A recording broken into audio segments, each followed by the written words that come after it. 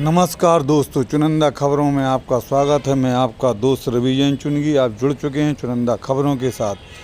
चुनिंदा खबरों के लिए सब्सक्राइब जरूर करें। ललितपुर से आपके लिए विशेष खबर।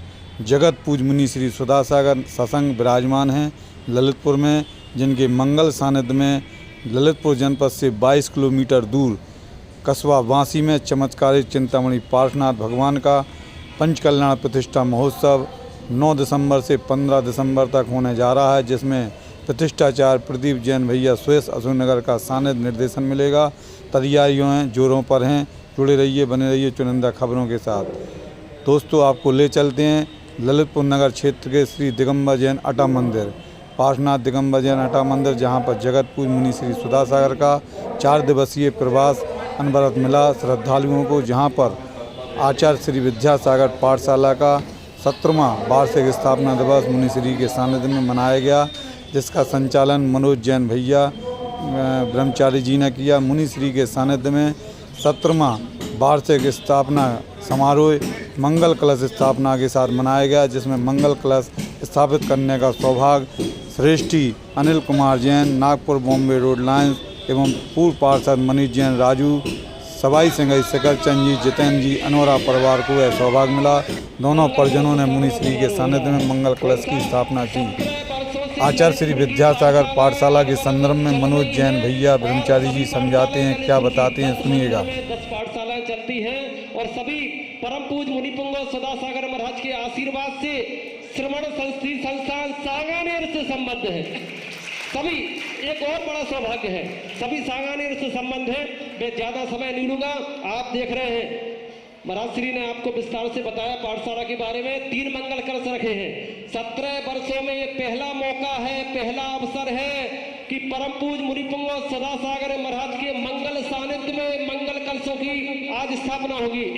क्या बोले भैया, जल्दी से जल्दी अपनी भावनाएं रखें। हमारे श्रेष्ठी श्रीमान नाम महाराज श्री के श्री चरणों में श्रीफल समर्पित करके महाराज श्री के श्री चरणों में श्रीफल समर्पित करें।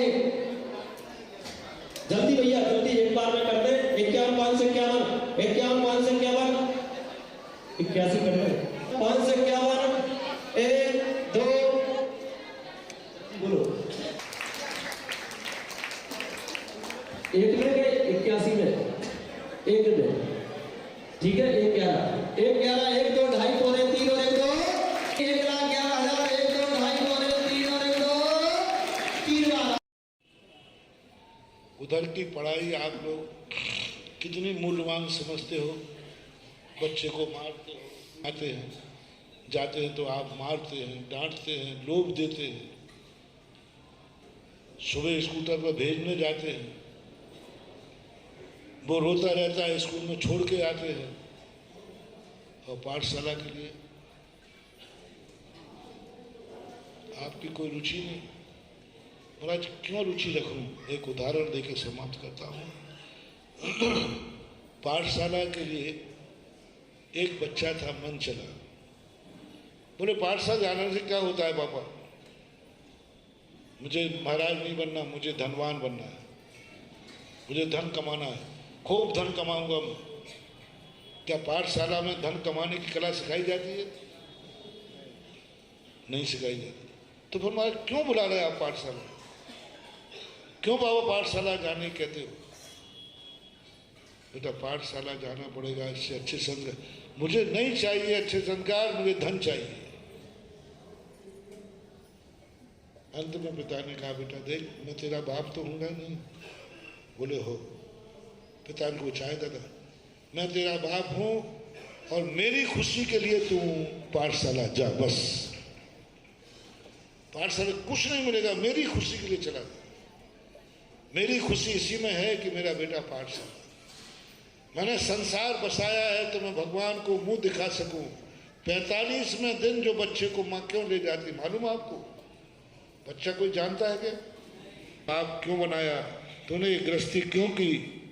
तो 45वें दिन जाके कहती है, भगवान मैंने बेटे ही पैदा नहीं किया है, मैंने पाप ही नहीं किया है, मैंने एक आपका भक्त पैदा किया है। ये है आपके चरणों, ये है आपके चरणों। इसलिए तू मेरी खुशी के लिए पाठशाला जा, कम से कम भगवान को दिखा सकूंगा कि मैंने मां धन कमाने वाला ही पैदा नहीं किया, माला फेरने वाला भी किया। मैंने एक बच्चे को जन्म दिया है, गुणोकार मंत्र भी जानता है, मेरी इज्जत के खातिर, क्योंकि मैंने भगवान को तेरे जन्म के पहले गर्भ में जब रहा तब मैंने भगवान को जन्म दिया था, भगवान को वचन दिया था और भावना भाई थी कि हे भगवान, मेरे जाने के बाद बस एक अभिषेक करने वाला मेरी गोदी में आ जाए, मेरे घर में सदा से अभिषेक है भगवान, मेरे यहाँ चौका लगाने वाला कोई आ जाए, आहार देने वाला। मैंने ये सारे कमेंट्स भगवान को किए और हर जैन माता पिता ऐसी भावना करता भी है और करना भी चाहिए, करना भी चाहिए। इसलिए मेरे खातिर बेटे ने कहा कौन इस बाप के मुंह लगे, चला गया, बिना मन के चला गया।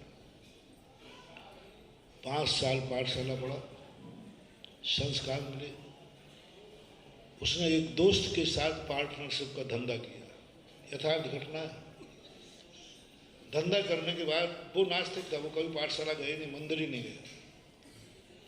दोनों ने एक कंपनी खोली मिलकर के, दोस्त थे, और कंपनी खोलने के बाद दोनों को प्रथम बार में 1-1 लाख रुपए की प्रॉफिट हुई। जो दूसरा था जो पाठशाला मंदिर नहीं गया, उसका 1 लाख हो जाए। पहली कमाई तो पहली कमाई तो ऐस करेंगे। उसने सब दोस्तों को बुला करके पार्टी दी, शराब की, और इतनी शराब पी कि उठते ही नहीं बना, वहीं गिर गया नाली में। ये पाठशाला पढ़ा हुआ था बिना मन के, मन से नहीं। मन से पाठशाला पढ़ने का क्या हासिल होगा वो निर्णय आप कर लें, बिना मन के मात्र कहने पर ड्यूटी इज ड्यूटी। क्या किया, 1 लाख रुपया बच के कहा मैं पापा को कहूँगा, पापा देखो मैंने अपनी अकल से जो पढ़ाई की है उससे 1 लाख कमा के लाया। बोलो पाठशाला से क्या कमाया? प्रतिदिन 1 घंटे खराब किया। यदि वो 1 घंटे और मेरा नहीं खराब होता तो मैं आज 1.5 लाख कमाता। यह पहुंचा पापा के सामने रख का, पापा ये देखो 1 लाख कमाई की मेरी पढ़ाई से, मेरी पढ़ाई से। बोलो पाठशाला से क्या मिला? पाठशाला से क्या मिला? ये सब पढ़ाई मेरी पढ़ाई से मिली है, 1 लाख रुपया। पिताजी के बेटा तेरा पार्टनर दोस्त कहाँ है, मुझे ले चलो। हाँ बोले क्या पापा? पहले तो जवाब दो, मेरा पाठशाला से क्या मिला? बोले बेटा वहीं दूंगा। ले गए। दोस्त कैसा पड़ा था? उसका बाप उसे उठा रहा था। बोले देखा बेटा, पाठशाला धन तो नहीं कमाएगी, लेकिन पाठशाला 1 रुपया कमा के घर जरूर बुलाएगी। बस मैंने कमाने के लिए नहीं, आज तू पाठशाला में पढ़ा था तो 1 लाख कमा के घर तो आया। 1 लाख रुपया घर को कम से कम पिताजी की याद तो आई, कम से कम तूने पिता को दे तो दिया। और ये पाठशाला नहीं गया था, आज कहाँ पड़ा है? पिता का जो सहारा था, पिता उसे सहारा दे रहा है, उठा रहा था उसका पिता। महानुभाव, पाठशाला बिना मन के भेजो। पाठशाला से कोई धन नहीं कमाएगा, लेकिन इतना हो जाएगा, कमाने के बाद बेटा घर लौट के आ जाएगा।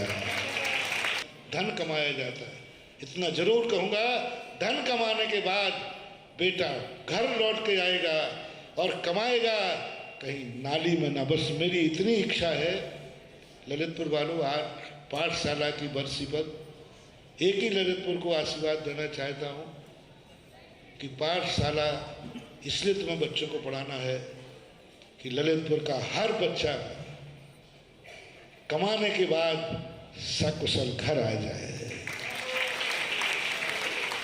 कहीं ऐसा ना हो जाए कि कमाने के बाद वो नाली में पड़े, नाली में ना पड़ जाए। मुझे पाठशाला बुला के भगवान नहीं बनाना है, महाराज नहीं बनाना है। बस ललितपुर के किसी विभाग का बेटा कमाने के बाद नाली में न पड़े, कमाने के बाद वो बाप को न भूल जाए, कमाने के बाद वो घर का रास्ता। पाठशाला से तुम्हें दो लाभ होंगे, महाराज बने या नहीं बने, लेकिन पाठशाला में पढ़ा है तो हे माता पिताओ, बच्चे को भेजो, जैसे बने तैसे भेजो, डांट डपट के भेजो। कितनी महिलाएं हैं, कितने पुरुष हैं जिन्होंने बच्चे को कभी स्कूल नहीं जाता होगा तो थप्पड़ मारा होगा, होमवर्क नहीं किया होगा तो थप्पड़ मारा होगा। कितने लोग हैं जिन्होंने बच्चे को पाठशाला नहीं गया तो थप्पड़ मारा होगा। कभी पाठशाला को भी थप्पड़ मार दिया करो, कभी पाठशाला के लिए भी थप्पड़ मारो कि तू पाठशाला क्यों नहीं गया। कभी पाठशाला के लिए होमवर्क नहीं किया तो थप्पड़ मारो, तूने होमवर्क क्यों नहीं किया। स्कूल पढ़ाने के लिए आज माता पिताओं के लिए सब कुछ छोड़कर उनको पढ़ाना पड़ता है। आध घंटे 10 मिनट पाठशाला में क्या पढ़ा वो बताओ। मैं इसलिए नहीं कह रहा हूं कि यहाँ से महाराज बने, 5 बनने बहुत है। हाँ, कई सर हो तो एक भी नहीं बने यहाँ, कम से कम 6 7 हर आप तो जितने का उतने कह दो। कम से कम एक ही है कि आपका बेटा जब बड़ा हो जाए तो वो बाप को पहचान लेंगे, बाप के बुढ़ापे का सहारा बन जाए। ये पाठशाला पढ़ाने का अर्थ ये है कि जब तुम बुढ़ापा आएगा बेटा तुम्हें 1 गिलास पानी दे देवे बस। पाठशाला का उद्देश्य है कि माँ बाप को पहचान दे और बुढ़ापे में 1 गिलास पानी दे देवे। कम से कम इतना भाव आए कि मेरे मम्मी पापा हैं, पहला कार्य हमारा ये है। तो कम से कम तुम इसके लिए इतना तो करो, अपने लिए तो कम से कम बेटे को पाठशाला भेजो। और नहीं भेजना है तो इंतजार करो कहीं नाली में पड़ा दिखाएगा। तब बेटे ने पिता के पैर छू लिए, पापा मेरा मन भी किया था कि मैं पहली कमाई ली उसी पार्टी में शामिल हो जाऊं, लेकिन मुझे पाठशाला में पढ़ाया गया था कि शराब पीना पाप है। वो पाठशाला में पढ़ाया गया था इसलिए मेरा मन उधर नहीं हुआ। आज पता चला कि कमाई तो नहीं सिखाई लेकिन कमाई बचा दी। बहुत बड़ा प्रभाव। राजस्थान के मुख्यमंत्री है ना अशोक गहलोत, वो माली, वो मेरे पास आया, बोले महाराज जी मैं कुछ भी नहीं खाता हूँ, आलू प्याज भी नहीं खाता हूँ। मैंने तुम आलू प्याज माली होकर क्यों? तुम तो आलू प्याज तुम्हारा मरे पढ़े थोड़ी है। बोले नहीं महाराज मैं जैन स्कूल में पढ़ा हूँ, वहाँ एक पीरियड जैन धर्म का पढ़ाया जाता था और उसमें पढ़ाया जाता था कि जो जमीन के नीचे के फल खाता है उनके पैरों में ताकत होती है, वे मजदूर बनते हैं, और जो ऊपर के फल खाता है उनका ये खोपड़ी तेज होती है। और वो लोग तर्क देते थे, देखो जमीन का फल कीचड़ में रहता है, अंधेरे में रहता है, सब उसको पैरों से रौंदते हैं, इसलिए वो गंदा होता है। गंदा होता है क्योंकि वो अंधेरे में रहता है, कीचड़ में रहता है, ऊपर फल प्रकाश में रहता है, हवा में रहता है। तो जो ऊपर का फल जाएगा वो ऊपर बढ़ेगा, जो नीचे के फल जाएगा वो नीचे बढ़े। बोले वो जो धर्म की क्लास में हमें पढ़ाया गया था, बोले आज तक है आलू प्याज उनने खाया नहीं, माली हो गए। बहुत सदाचारी है, गुटखा कभी खाते नहीं, सुपारी भी नहीं खाते, कुछ नहीं, आलू प्याज नहीं खाते। वो कहते उनको पढ़ा दिया गया। अब एक माली पर 1 घंटे के पीरियड का इतना प्रभाव पड़ता है, तो बेटा तुम्हारे बच्चे तो माली नहीं है ना। पाठशाला में बेटे पता नहीं पाठशाला की कौन सी बात बेटे को जिंदगी को इतनी बड़ी रिस्क से बचा ले। 4 लोग शराब पी रहे हैं और पाठशाला की बात याद आ जाए तो बच के बाहर आ सकता है। इसलिए आज पाठशालाओं को छोटी मत करो, पाठशाला को बढ़ाओ, पाठशाला के कमरे अच्छे करो। स्कूलों के कमरे कितने अच्छे हो रहे हैं, पाठशाला के कमरे इतने गंदे होते हैं। मैं तो कहता हूँ मंदिर को छोटा करो, पाठशाला का बड़ा कर दो। भगवान को छोटे में बैठा लो, लेकिन पाठशाला में बैठा लो। पाठशाला का मकान अलग हो, पाठशाला की बिल्डिंग अलग हो, जो कभी भी किसी परिस्थिति में कभी खाली ना हो। चाहे महाराज आ जाए, चाहे कोई कार्यक्रम आ जाए, ऐसे पाठशाला होना चाहिए। तुम लोग इसकी कीमत नहीं समझ पा रहे हो। समझो समझो समझो, नहीं तो बेटा कहाँ उठाने जाओगे? और पाठशाला भेजोगे तो बेटा कहाँ आएगा? महावीर भगवान की